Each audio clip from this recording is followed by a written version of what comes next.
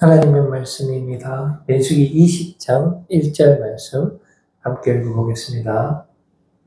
첫째 달에 이스라엘 자손 곧 온 회중이 신광야에 이르러 백성이 가데스에 이르더니 미리암이 거기서 죽음에 거기에 장사되니라. 아멘. 액투스를 위해서 계속해서 기도해 주시기를 바라겠습니다. 오늘은 어게인 가데스 바네아 라는 제목으로 주님 주시는 은혜의 말씀 나누기를 원합니다.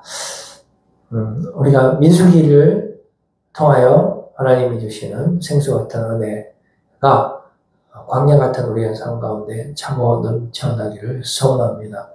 이 광야라는 것이 아무것도 없는 것이고 또 메마른 곳이죠. 그래서 우리의 육이 원하는 것을 충족시켜 줄 수 없는 것이 되겠습니다. 그런데 마치 우리의 삶이 그렇다라는 것을 민수기 말씀을 통해서 우리에게 잘 보여주고 있습니다. 아무것도 없는 삶, 우리가 어디로 또한 가야 할지 방향도 알 수 없고 또 온통 주위에 둘러보면은 먹을 것이라고는 하나도 없고 모래밖에 없고 여러 가지 문제들로 산적해 있는 우리의 삶을 잘 대변해주고 있다는 것입니다. 그래서 우리의 너무나 나약함을 깨달을 수 있게 되는 책이 되겠습니다. 그리고 이 민수기의 뜻이 백성의 숫자를 세다라는 또한 뜻이 있기 때문에 광야에서 있는 것도 너무나 힘든 상황인데 민수기 말씀을 통해서 백성들은 무엇을 하냐면은 결국은 이제 숫자를 세는 겁니다. 백성들의 숫자를 세면은 전체 백성의 숫자가 나오지 않겠습니까? 60만 명이 넘게 집계가 됩니다. 20세 이상요. 이제 가나안에 행진하기 전에, 즉 전투에 임하기 전에 거기에 필요한 병사들을 카운트하는 그런 모습이 되겠습니다. 그런데 그 숫자 셈을 통해서 우리에게 주시는 교훈이 뭐겠습니까? 바로 우리 그 인간의 한계점을 깨닫게 하는 것입니다. 그러니까 그야말로 60만 명의 그 전투력, 그 이상, 그 이하도 아닌 그러한 것을 보여준다라고 말씀드릴 수 있겠습니다. 그러니까 인간의 어떤 한계점, 그리고 우리 사람들은 모두 다 눈에 보이는 것에 집중을 하고, 그래서 숫자화 한다라는 것입니다. 그래서 이제 그 숫자 이상은 우리가 도달할 수가 없게 되는데요. 그것이 바로 보이지 않는 세상이 되겠습니다. 그래서 이게 확연한 차이를 드러내주고 있다. 그러니까 눈에 보이는 세상과 보이지 않는 세상의 차이점을 우리는 깨달을 수 있습니다. 그래서 영의 세상과 육의 세상의 완전히 다른 속성들을 우리가 보게 되는 그런 책이 되겠습니다. 그리고 이스라엘 백성들을 이끌고 있는 모세조차도 하나님께서 약속하신 그 가나안 땅으로 못 들어가는 것을 민수기에서는 우리에게 알려주고 있거든요. 모세는 율법의 대명사가 되겠습니다. 요한복음 1장 17절 말씀에도 보면은 율법은 모세로 말미암아 주어진 것이요 은혜와 진리는 예수 그리스도로 말미암아 온 것이라고 말씀해주고 있습니다. 그러니까 이 모세와 예수님을 비교하면서 모세는 결국은 율법, 즉 눈에 보이는 세상, 우리 삶에 있어서의 어떤 그 실질적인 그런 원리들이라든지 시스템이라든지 이런 부분들을 이제 대변하게 되죠. 그래서 모세가 실제로 하나님의 집에서 그 일을 담당하게 됩니다. 그런데 그 모든 것은 뭐 성막도 그렇고요. 여러 가지 조직이라든지 행진할 때의 방식이라든지 그 다음에 군사들의 숫자화라든지 이 모든 것이 말해주는 것이 인간의 그런 한계를 말하는 것이란 말이죠. 우리가 율법으로 우리가 의롭게 될 수가 없거든요. 그러니까 결국은 모세가 말하는 것은 우리가 할 수 없다라는 것을 보여주고 있는 것입니다. 반면에 예수 그리스도로 말미암아 우리가 온전히 새롭게 될 수 있는데 그것은 바로 오직 은혜로, 오직 믿음으로, 오직 예수 그리스도 그분만으로만 가능하다는 것을 반응법적으로 우리에게 알려주고 있다는 것입니다. 요한복음 1장 13절 말씀을 보면은 이러한 내용이 잘 나타나는데요. 이는 혈통으로나 육적으로나 사람의 뜻으로 되지 않는다라고 말을 하고 있죠. 근데 민수기에는 정말로 이 백성의 숫자화가 나옵니다. 그리고 광야가 처음부터 끝까지 전개되는 것을 보여주고 있죠. 이건 뭡니까? 아무리 우리가 숫자화하고 해도 우리의 삶은 광야와 같다라는 것을 보여주는 것이죠. 그래서 이 광야에서 우리가 할 수 있는 것은 아무것도 없다라는 것을 계속해서 보여주고 있다라는 것입니다. 그런데 동시에 그럼 어떻게 해야 되는지를 우리가 한번 살펴보게 하는 거죠. 계속 우리가 숫자를 세고 있을 것인가? 계속 이 광야에서 어디로 가야 할지 모르고 헤맬 것인가를 우리로 하여금 생각하게 하는 것입니다. 그러면서 요한복음 1장 13절 하반절에 보면은 그것이 혈통으로나 육적으로나 사람의 뜻이 아니고 오직 하나님께로부터 난 자들은 가능하다라는 것을 말씀해주고 있습니다. 오늘 이 본문 말씀이 이루어진 그 시점에 그 무리바 사건이 일어나거든요. 그러니까 이게 보면 오늘 우리 본문 말씀에 아까 전에 읽어봤지만은 그 가데스에 도착을 했는데 그맘쯤에 모세의 그 누나죠. 미리암이 죽었다라고 모세 그 말씀에 기록되어 있습니다. 미리암이 죽었다라는 것은 그만큼 시간이 흘렀다라는 것이죠. 미리암이 누굽니까? 모세를 물에서 건지고 모세를 실제로 양육한 엄마와 같은 사람이잖아요. 그러니까 대단한 사람입니다만 그럼에도 불구하고 모세에게 반항하고 반역을 일으킨 경력도 있습니다. 왜 그러냐면 인간적으로 생각했을 때 모세는 자기 아들밖에 안 되는 사람이잖아요. 그런데 십보라가 죽고 모세의 아내가 죽고 재혼을 했는데 이방 여인과 재혼했다라는 그 빌미를 잡아서 모세를 좀 교육하려고 했단 말이죠. 자기 미토로 보고 모세를 어떻게 마음대로 막 하려고 하다가 하나님께 엄청난 심판을 받습니다. 나병이 걸리잖아요. 그러나 하나님의 은혜로 다시 회복이 되긴 됩니다만은 그때 한번 큰일 날 뻔했죠.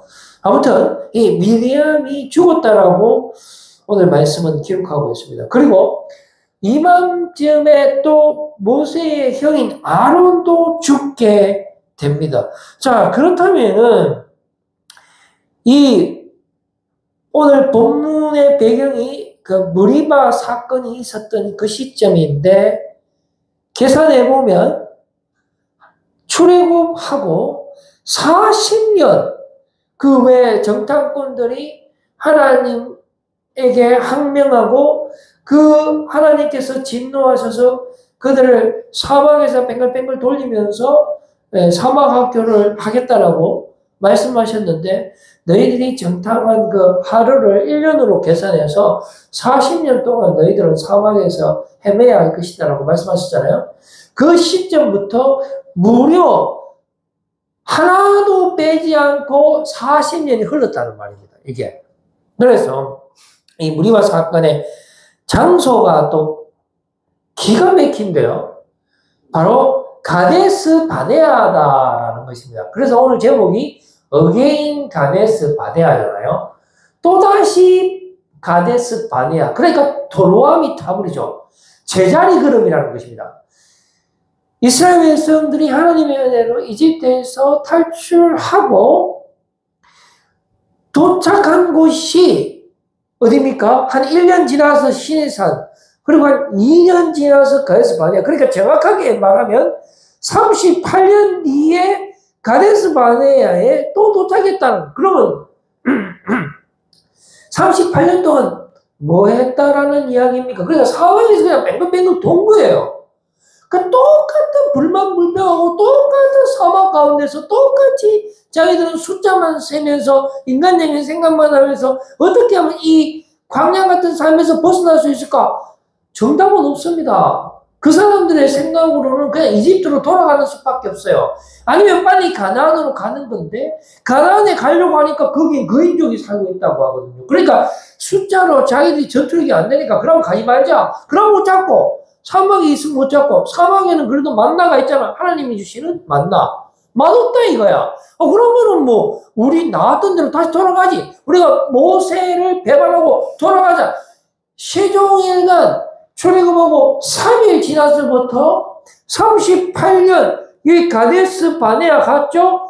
38 더하기 하면 40년 되는 그 순간까지 습관적 불만을 난스톱으로 했다라는 것입니다. 그래서 결국은 제자리 걸음. 이게 바로 우리의 삶을 보여주는 것입니다. 우리가 광야 같은 삶을 살면서 한 번이라도 하나님을 찾았습니까? 이 병은 저 병은 아니면 모든 조건 따지죠. 돈 얼마 버냐 이런 거. 다른 것이 우리의 시선을 끌은 적이 단 한 번이라도 있었습니까? 그런데 오늘 말씀을 통해서 우리에게 무엇을 알려줍니까? 너희들이 백날 숫자 세어봐라. 너희는 40년 동안 헤매다가 그냥 사막에서 죽는다. 그럼 어떻게 하면 됩니까? 혈통으로나 육적으로나 사람의 뜻이 아니고 오직 하나님께로부터 난 자들이다 이 말이죠. 또 모세도 못 들어갔어요. 모세는 율법을 대변하잖아요. 그럼 율법으로 될까? 안 된다라는 거죠. 그럼 뭐가 되죠? 은혜와 진리로 된다. 그건 바로 예수 그리스도라고 말씀해주고 있는 것입니다. 그래서 무리와 사건의 계열을 계속해서 한번 살펴보면은 이 습관성 불만불평을 하게 되는데 그 주요 내용이 목이 마르다라는 것입니다. 그랬을 때에 뭐라고 이야기하냐면은 우리 형제들이 죽을 때 같이 죽을 걸. 그러니까 40년 동안 사막에서 막 불만불평하다가 먼저 죽는 사람들 다 지켜받는 거예요. 출애굽 1세대는 다 죽거든요. 그러니까 60만 명이 다 죽어요. 그럼 뭐 조금 건강한 사람은 조금 더 살겠죠. 근데 건강하지 않은 사람들은 뭐 한 20년째 죽었겠죠. 조금 건강한 사람은 37년까지 갔겠죠. 그러면 뭐합니까? 도찐 개찐이잖아요. 그러니까 저 친구들 죽을 때 아이고 이럴 줄 알았으면 그때 죽었으면 지금 덜 목마르지 이거잖아요. 얼마나 인간적인가. 차라리 일찍 죽으면 좋겠지. 그렇지 않습니까? 계속 살아봤자 먹을 물이 없는데 지금 또 물이 없다고 이야기한다는 것이죠. 그랬을 때에 모세도 중독됩니다. 모세도 40년 동안 계속 이 불만 불평을 듣다 보니까 너무 화가 나고 짜증나는 거예요. 그래서 뭐라고 이야기하냐면 하나님께서 모세에게 이 바위에게 말로 명령하면은 내가 물을 내주겠다라고 했거든요. 그런데 모세는 하나님의 말씀을 대충 듣습니다. 잘 안 들리는 거예요. 옛날에는 잘 들렸는데 40년 동안 계속 세상 소리만 듣다 보니까 하나님의 소리가 잘 안 들렸는가 봅니다. 어떻게 했냐면 짜증내는 거예요. 이 패역한 반역자 자기 백성한테. 자기 겁니까? 하나님의 백성이잖아요. 그런데 이 패역하고 반역 일삼는 무리여라고 하면서 막 자기 생각대로 막 짜증을 내고 심지어 우리가 물을 내지. 우리가 물을 냅니까? 하나님이 물을 내지. 순간 있잖아요. 하나님과 그 동급으로 막 놓는 그런 말을 자기도 모르게 내뱉게 되는 것이죠. 그리고 그것도 모자라서 지팡이로 바위를 막 2번 때립니다. 한 번 때리고 2번 때린다. 이 세 가지를 이 공통점을 보면 전부 다 넷밖에 없는 거예요. 하나님은 없어요. 여태까지 사망의 하나님이 우리를 인도하신 이유가 뭡니까? 우리가 하나님을 예배하기 위해서 하나님께서 우리를 인도해 주신 거죠. 그리고 사막에서 40년 동안 우리를 교육한 그 이유가 무엇입니까? 바로 그런 기둥, 불기둥이 우리를 인도하시는 것입니다. 오직 우리의 주인은 하나님이다라는 것을 우리에게 보여주시는 것이고, 내가 너의 사막과 같은 삶을 옥토와 같게, 오시스와 같게 변화시켜 줄 것이다 라는 것을 우리에게 가르쳐 주시는 건데, 하나님은 온데간데 없고 오직 모세 자신에도 자신으로 가득 찬 모습이 나타나기 시작했다는 것입니다. 그렇게 했을 때에 놀라운 결과가 도출됩니다. 민수기 20장 12절 말씀에 보면은 내가 그들에게 준 땅으로 인도하여 드리지 못하리라 하시니라. 그러니까 모세가 들어가지 못하게 되는 것입니다. 어떻게 보면은 이게 단 한 번의 실수로 그러면 모세가 못 들어갑니까? 라고 의문을 가질 수가 있지만은, 그러나 이거는 난 스탑 주님 생각하기가 아니고요. 사실 99% 모세는 하나님을 생각하지 않았다라고 보는 것이 더 맞습니다. 단 한 번의 실수가 아니고 시종일관 사막과 같은 삶을 산 거예요. 시종일관 하나님을 불신하고 우리의 뜻으로 그렇게 살아갔다라는 것을 안정하게 되는 것입니다. 그래서 이 40년의 의미가 무엇입니까? 40년의 의미를 우리 한번 생각해 봅시다. 40년의 의미를 한번 줘보세요. 40년의 의미. 자, 어떤 것이 있겠습니까? 40년의 의미. 보세요. 한계, 가짜. 가짜죠. 40년이라는 것이 어떻게 보면 우리의 인생의 전체에 다지만은, 그러나 이건 망한 거예요. 이건 실패를 의미하는 겁니다. 이거는 실패. 안 됩니다. 우리 여기에 계속 우리의 인생이 함몰되면 안 돼요. 여기에 미래를 주면 안 돼. 이 40년에요. 성경에 보면 40이 많이 나옵니다. 노아의 홍수도 40일이거든요. 이게 심판을 의미하잖아요. 이 좋은 게 아닙니다. 홍수가 40일간 있었다는 거잖아요. 그 다음에 모세가 그 율법 받기 전에 시내산에서 40일 금식하잖아요. 그 40일 금식한 다음에 기급받는 게 율법 아닙니까? 돌로 되는 율법. 그게 이 40일이죠. 그 다음에 골리앗이 나와서 이 블레셋의 무시무시한 장군 골리앗이 하나님의 백성 앞에 나와서 너희 중에 싸움 제일 잘하는 사람 한 명만 나온다. 그래가 그 사람이 내 이기면 내 나라를 너희에게 줄 것이며, 만약에 너희 대표가 내한테 지면 너희는 전부 다 우리의 종이 될 것이다 라고 하면서 하나님의 백성을 모욕하면서 앞에 나와서 막 떠들고 했는데, 그것을 40일간 했어요. 그랬을 때 40일간 이스라엘 백성들은 전부 다 두려움에 떨면서 아무도 나가지 못했다라는 것이잖아요. 물론 다윗이 나가서 물리쳤지만은 40일간은 정말로 두려움에 든 그런 순간이었다는 것이고, 요나가 또한 니느웨에서 마지막 경고를 40일간 또 했고, 또 예수님의 광야 시험이 40일, 그다음에 이 지상에서 예수님께서 부활하신 다음에 지상에서 마지막 활동하신 것이 또 40일, 그리고 40일간 정탐을 했고, 그리고 그때 그들이 하나님을 신뢰하지 못한 대가로 40년 동안 뭐 했습니까? 광야 생활을 했다. 그래서 이 40년이 의미하는 것은 바로 우리의 삶을 이야기하는 겁니다. 우리가 정말로 광야와 같은 삶을 살고 있고, 갈 바를 알지 못하고 살고 있고, 오직 육의 지배를 당하고 있으며 사탄이 시키는 대로 그렇게 살고 있다는 것을 말해주고 있습니다. 그런데 여러분, 우리에게 희망이 있어요. 이 40의 또 다른 의미가 있습니다. 바로 여기서 끝나는 것이 아니고 이것은 준비의 기간이에요. 그냥 오프닝 쇼에 불과하다. 정말로 희망 없고